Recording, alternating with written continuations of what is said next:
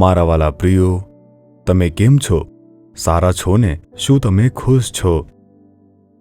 શું બળવાન છો? શું આપણે આજે કઈ સમસ્યાઓ અને સંઘર્ષોનો સામનો કરવા જઈ રહ્યા છીએ? શું તે જાણીએ છીએ? નહીં. આપણે આપણી દિનચર્યા ચાલુ રાખીએ છીએ. અભ્યાસ કરનાર અભ્યાસ કરે છે, નોકરી કરનાર નોકરી, જે સેવા કરે છે તે સેવા કરે છે, વ્યવસાય કરનાર તે વ્યવસાય કરે છે. તે દિનચર્યા છે. આપણે જાણતા નથી કે આપણે કયા પડકારો સમસ્યાનો સામનો કરીશું, અને તેથી આપણે દરરોજ આપણા જીવનમાં એક વસ્તુ ઉપર ધ્યાન કેન્દ્રિત કરવું જોઈએ. રોમનો 12મો અધ્યાય તેની 11મી કલમ. આત્મામાં ઉત્સાહી થાઓ, પ્રભુની સેવા કરો, આમ પ્રભુ કહે છે. પ્રભુ તમને ને મને જોઈને કહે છે, મારા બાળકો, આત્મામાં ઉત્સાહી બનો, પ્રભુની સેવા કરો.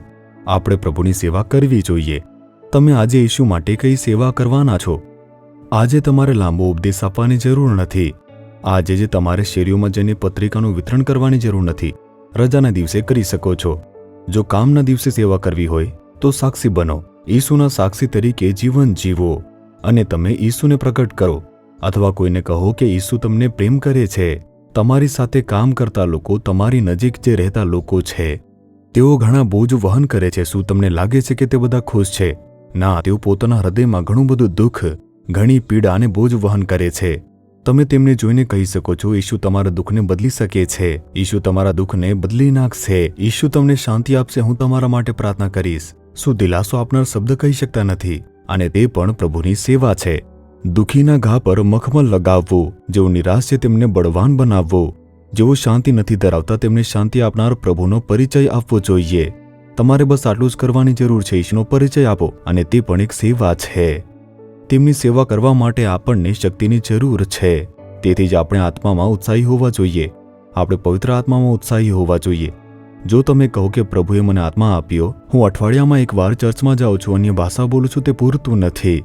તમારે દરરોજ પરમેશ્વરની હાજરીમાં રાહ જોવી જોઈએ. આત્માથી ભરપૂર થઈને અન્ય ભાષા બોલવું જોઈએ. પોતાને બળવાન બનાવવું જોઈએ. આગ સારી રીતે બળે તે માટે તેને ફૂંકવી જોઈએ. તે આગ સારી રીતે ઉપયોગી બની શકે તે માટે તેને બળવું પડશે. તેવી જ રીતે પરમેશ્વરનો આત્મા આપણામાં બળે તે જરૂરી છે. તેથી જ પ્રાર્થના. જો તમે આત્માથી ભરાઈ જાઓ છો, પ્રાર્થના કરો છો, તો તમે બળવાન બનશો. પછી તમે સરળતાથી ઈસુનો પ્રચાર કરી શકશો. આજે તમે કોઈને તેમનો પ્રચાર કરવાના છો, અને તેઓ આશીર્વાદિત થશે અને ઉદ્ધારિત બની જશે. આત્મામાં ઉત્સાહી બનો, ઈસુની સેવા કરો, અને પ્રભુ તમને આશીર્વાદ આપશે. હે પિતા, હું આ પુત્ર અને પુત્રી માટે પ્રાર્થના કરું છું. તેમને આત્મામાં ઉત્સાહી બનાવી બળવાન બનાવો.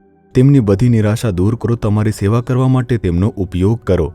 ઈશુના નામમાં પ્રાર્થના કરું છું, પિતા. Amen, amen.